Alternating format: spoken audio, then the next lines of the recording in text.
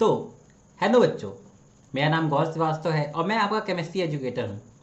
आज हम class 9th का केमिस्ट्री का 3rd चैप्टर पढ़ेंगे, एटम्स एंड मॉलिक्यूल्स। ये बहुत ही अच्छा चैप्टर है, ये बहुत ही बेसिक चैप्टर है जो अगर आज आपको सही से समझ में आ जाएगा तो ये आपको 11th में और 12th में भी फिर से मिलने वाला है।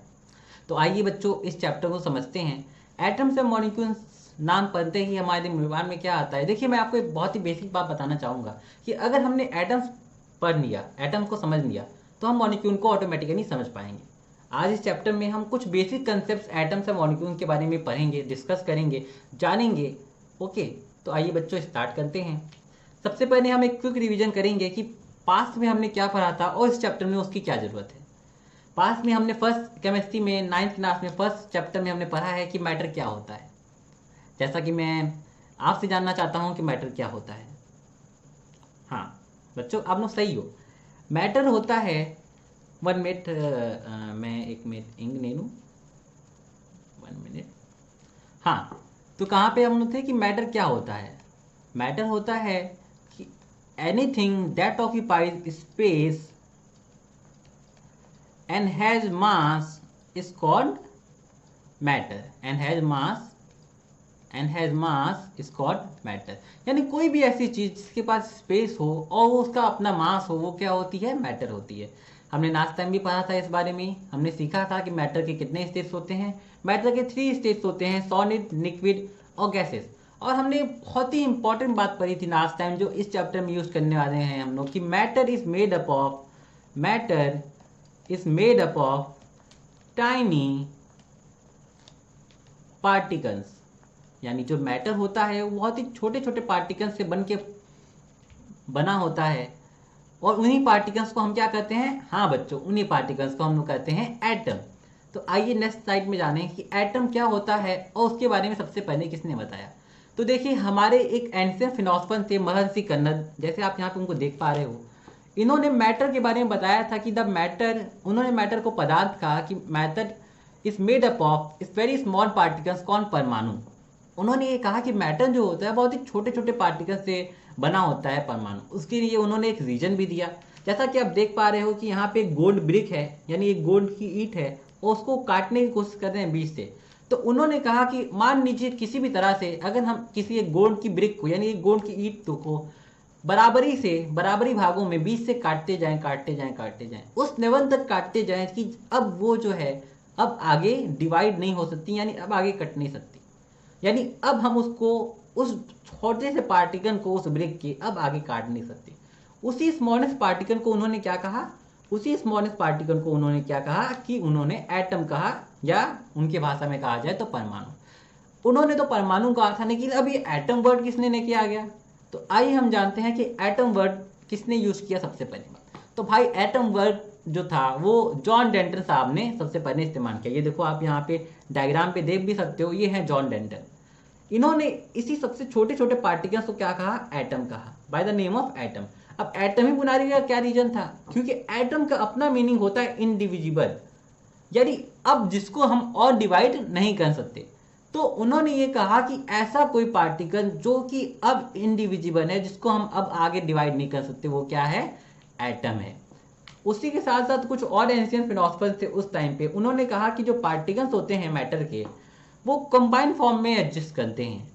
ये अलग अलग पार्टिकल्स जो है अलग अलग वेरियस कंबाइन फॉर्म में एडजस्ट करते हैं और वेरियस अलग अलग काइंड ऑफ मैटर्स को बनाते हैं। उन्होंने इसी कंबाइन फॉर्म ऑफ एटम्स को क्या कहा, मॉलिक्यूल्स कहा। यानी एटम के कंबाइन फॉर्म को उन्होंने क्या कहा, एटम के कंबाइन फॉर्म को ही वो, या फिर हम कहते हैं, क्या कहते हैं, मॉलिक्यूल्स। यानी कि 1, 2 या 2 से अधिक जितने भी हो सके एटम जब कंबाइन हो जाते हैं तो हम उसको क्या कहते हैं बच्चों, मॉलिक्यूल्स कहते हैं। ओके, आगे आते हैं। तो अब तक हमने 2 बेसिक कंसेप्ट पढ़े। तो हमने कंक्लूड क्या किया कि जो भी मैटर है वर्ल्ड में, या फिर जो भी हमको दिखाई देता है, वो किससे बना होता है, बहुत ही स्मॉल पार्टिकल से बना होता है, जिसको हम क्या कहते हैं, एटम्स या molecules. Different kind of atoms और मॉलिक्यूल्स जो होते हैं वो अलग अलग प्रॉपर्टीज शो करते हैं, और इसीलिए हमको अलग अलग मैटर्स दिखते हैं अलग अलग प्रॉपर्टीज शो करते हुए। जैसे कि हमने पढ़ा था कि सॉलिड जो मैटर है वो लिक्विड से अलग प्रॉपर्टी शो करता है, लिक्विड जो है वो गैस से अलग प्रॉपर्टी शो करता है। सॉलिड जो होता है वो फिक्स वॉल्यूम फिक्स शेप में होता है, जबकि liquid fix volume fix shape में नहीं होता है। गैस भी जो है फिक्स वॉल्यूम और फिक्स शेप में नहीं होती है। और भी कई प्रॉपर्टीज हमने लास्ट टाइम पढ़ी थी कि जो सॉलिड, लिक्विड और गैसेस में डिफर करती है बच्चों। यहाँ पे बहुत ही अच्छा एग्जाम्पल देखिए आपको देखने को मिल रहा है कि दो हाइड्रोजन के एटम दो ऑक्सीजन के एटम से कंबाइन होकर क्या बना रहे हैं, दो H2O यानी वाटर का मॉलिक्यूल बना रहे हैं। ओके, तो जैसे कि हमने अभी थोड़ी देर पहले पढ़ा था कि दो एटम्स मिलके, यानी ये मान लो एटम नंबर 1 और ये मान लो एटम नंबर 2, ये दोनों आपस में मिलकर क्या बना रहे हैं, एक मॉलिक्यूल बना रहे हैं, जो हम यहाँ पे डायग्राम के थ्रू देख पा रहे हैं। तो आपको मुझे लगता है समझ में आया होगा कि एक मॉलिक्यूल जो होता है वो दो या दो से अधिक एटम से मिलकर बना होता है। ओके, अलग अलग डिफरेंट काइंड ऑफ एटम से, सेम एटम से नहीं, ये बात आप ध्यान रखिएगा, क्योंकि यहाँ पे देखिए हाइड्रोजन एक अलग है और ऑक्सीजन अलग है, और इन दोनों को कंबाइन करके हमने क्या बना दिया, वाटर बना दिया, एक वाटर का मॉलिक्यूल बना दिया। ओके, आइए आगे चलते हैं।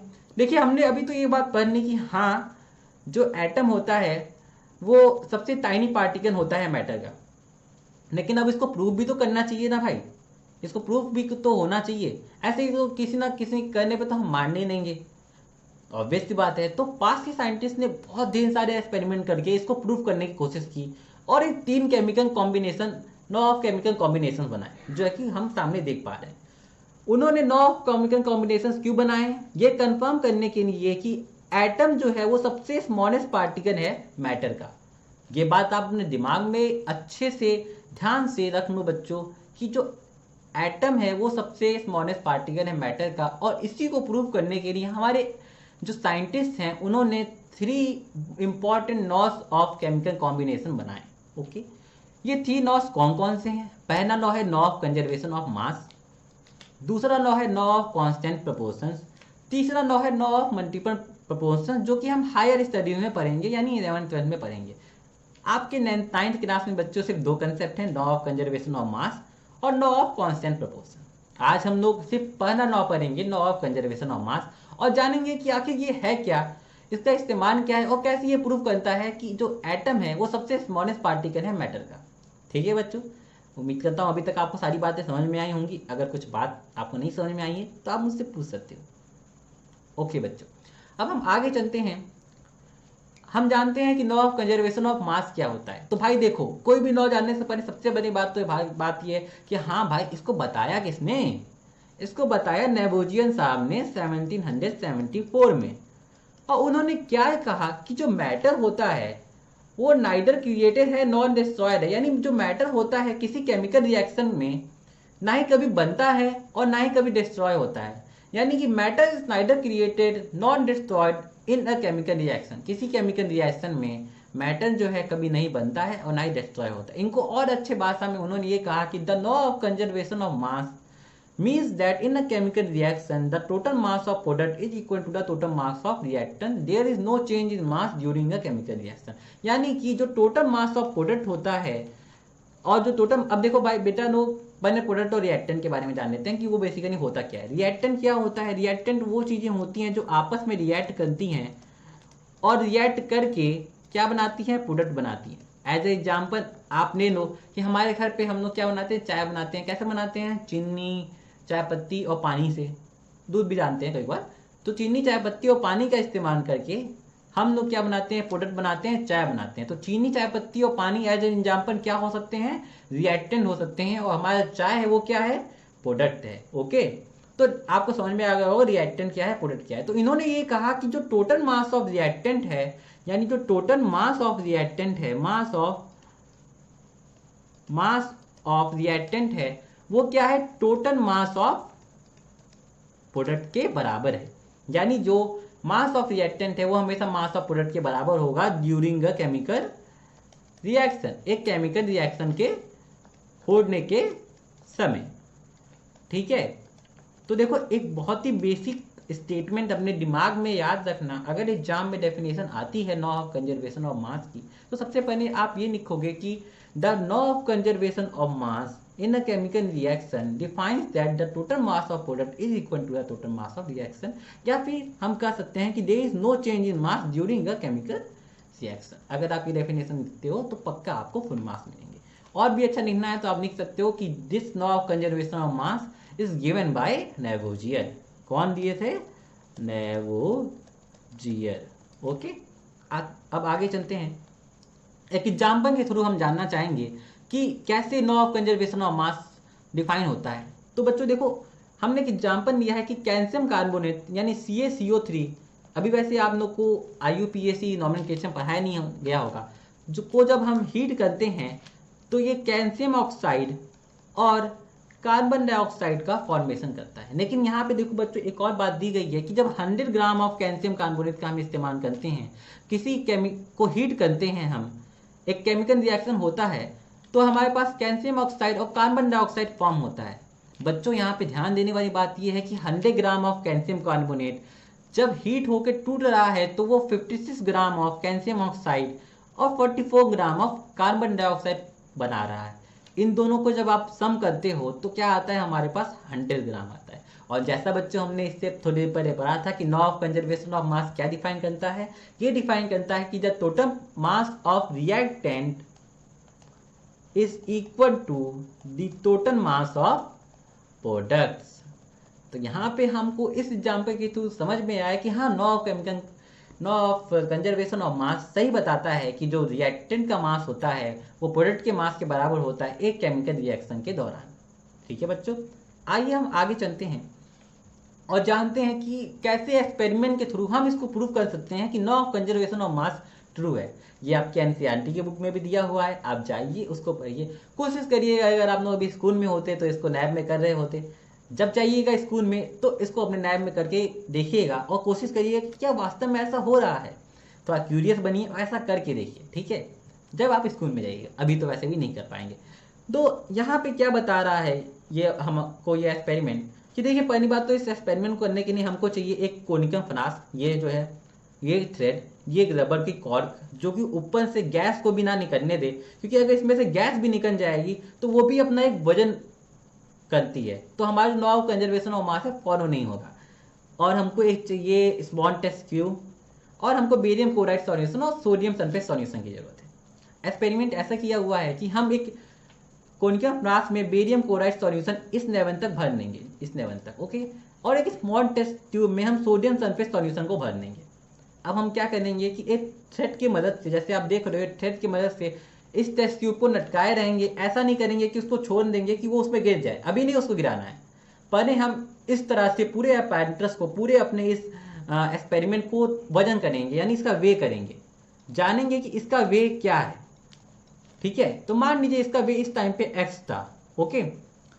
उसके बाद हम क्या करेंगे कि हम धीरे से इस कॉर्ड को हल्का सा ढीला करके इस थ्रेड को इसके अंदर गिरा देंगे। इससे क्या होगा कि जो सोडियम सल्फेट सॉल्यूशन है यहाँ पे टेस्ट ट्यूब के अंदर है, वो बेरियम क्लोराइड से क्या होगा, मिल जाएगा। अब इससे क्या होगा कि जब ये आपस में मिलेंगे तो एक केमिकल रिएक्शन होगा। इस केमिकल रिएक्शन के बाद हम फिर से क्या करेंगे बच्चों, हम फिर से इसको वे करेंगे, और जब हम वे करेंगे तो हमको पता चलेगा कि इसका वजन भी इस टाइम पे भी x ही है। तो इससे हमको क्या पता चलता है, इससे हमको ये पता चलता है कि जो लॉ ऑफ कंजर्वेशन ऑफ मास है वो फॉलो हुआ है यहाँ पे, कि एक केमिकल रिएक्शन के दौरान जो टोटल मास ऑफ रिएक्टेंट था वो टोटल मास ऑफ प्रोडक्ट के बराबर हो गया। इस एक्सपेरिमेंट से हम ये प्रूव कर सकते हैं। कभी कभार ये एक्सपेरिमेंट आपको पैटर्न फाइन में या फिर एग्जाम्स में भी पूछ लेता है, तो उम्मीद करता हूँ आपको समझ में आया होगा। ओके, अगर आप इसे फॉर्मूले को देखना चाहते हैं तो BaCN होता है, IUPAC अभी आपने पढ़ा नहीं है तो अच्छा है, हम आगे पढ़ेंगे तो उसको जानेंगे। आइए हम कुछ एक दो क्वेश्चंस करते हैं इस लॉ ऑफ कंजर्वेशन ऑफ मास पे।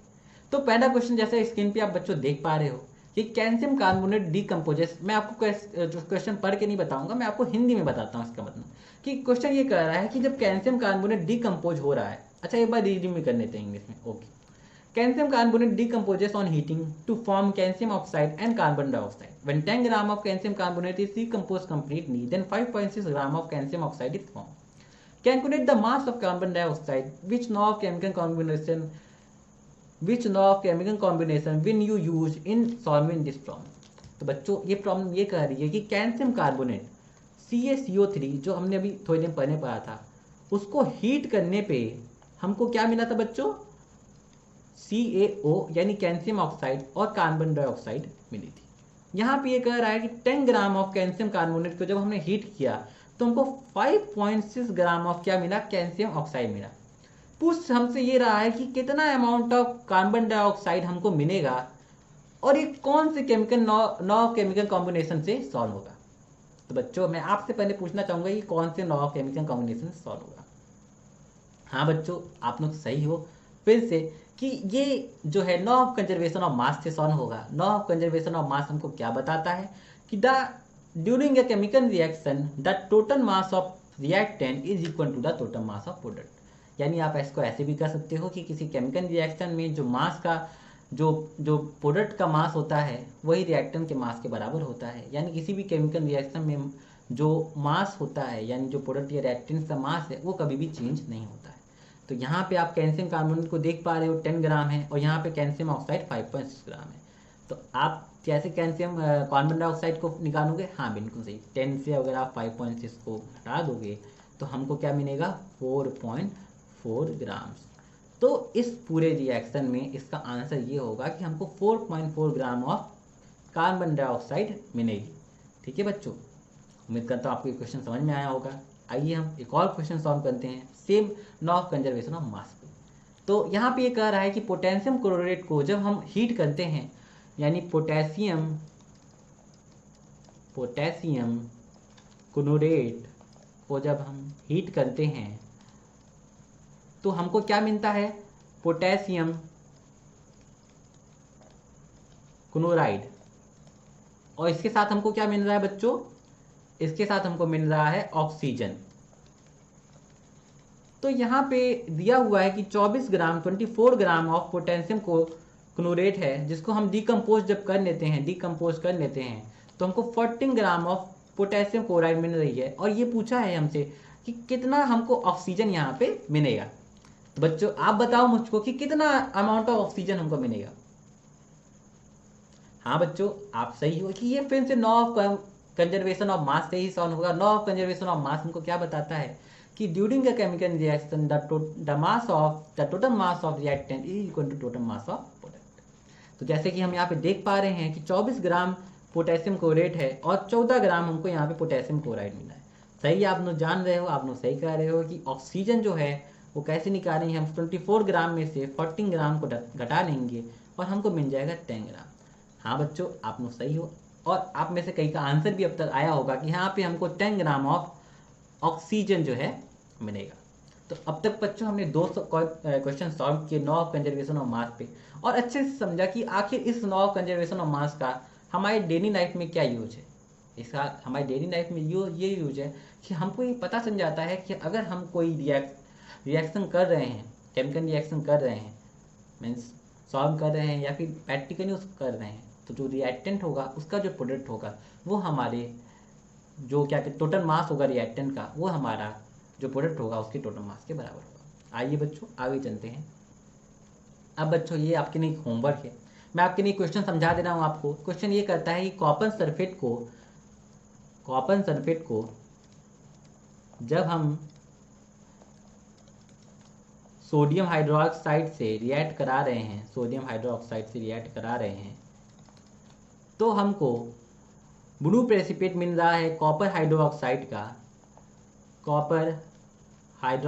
का और इसके साथ ही साथ हमको क्या मिलता है, सोडियम सल्फेट मिलता है। ओके, तो यहाँ पे दिया हुआ है कि 16 ग्राम ऑफ कॉपर सल्फेट को हम जब 8 ग्राम ऑफ सोडियम हाइड्रोक्साइड से रिएक्ट कराते हैं तो हमको 10 ग्राम ऑफ कॉपर हाइड्रोक्साइड और 14 ग्राम ऑफ सोडियम सल्फेट मिलता है।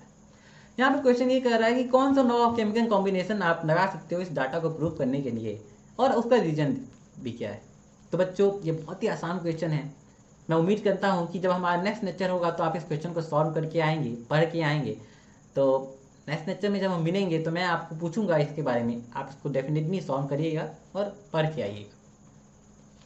आइए क्विक रिकैप करते हैं कि आज हमने क्या पढ़ा। आज हमने जाना कि एटम क्या होता है। एटम जो है सबसे स्मॉलेस्ट पार्टिकल होता है जिसको अब हम आगे डिवाइड नहीं कर सकते, यानी वो इनडिविजुअल होता है। डेफिनेशन ऑफ एटम क्या होते हैं, डेफिनेशन ऑफ एटम कह सकते हो कि the smallest particle which can not be divided further is called atom. उसके बाद हमने ये जाना लॉ ऑफ केमिकल कॉम्बिनेशन के बारे में। लॉ ऑफ केमिकल कॉम्बिनेशन क्यों जरूरी है, वो इसलिए जरूरी है, ये प्रूव करता है, क्या प्रूव करता है बच्चों? हाँ, वो ये प्रूव करता है कि एटम जो है सबसे स्मॉलेस्ट पार्टिकल है।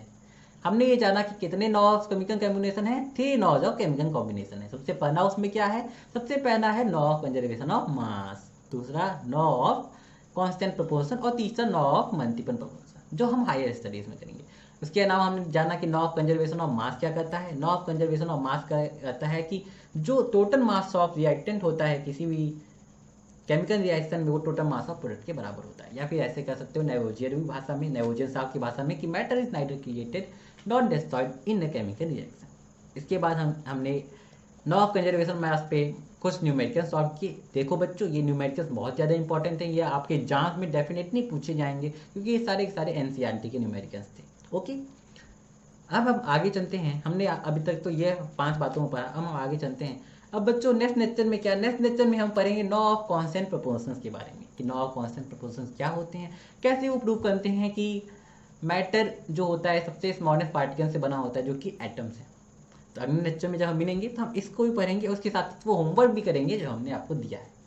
सो थैंक यू बच्चों, मुझे उम्मीद है ये आपको ये लेक्चर बहुत ही अच्छा लगा होगा। अगले लेक्चर में मिलेंगे और हम लोग और जानेंगे। तब तक के लिए आप लोग घर पे रहो, अपने घर के अंदर रहो, खुश रहो, थोड़ी मोड़ी मस्ती के साथ साथ थोड़ी मोड़ी पढ़ाई भी करते रहो, क्योंकि बच्चों देखो ये 9th और 10th बहुत ही इंपॉर्टेंट फेज होते हैं 11th और 12th के लिए। जो हमारा सीबीएसई करिकुलम है वो इस तरह से बनाया जाता है कि अगर हमारे 9th और 10th के कंसेप्ट क्लियर है तो हमारा 11th और 12th भी क्लियर रहेगा। तो उम्मीद करता हूँ बच्चों आपको ये लेक्चर अच्छा लगा हो। मिलते हैं अगले लेक्चर में, तब तक के लिए बाय। अपना ध्यान रखो और अपने परिवार का भी ध्यान रखो। ओके।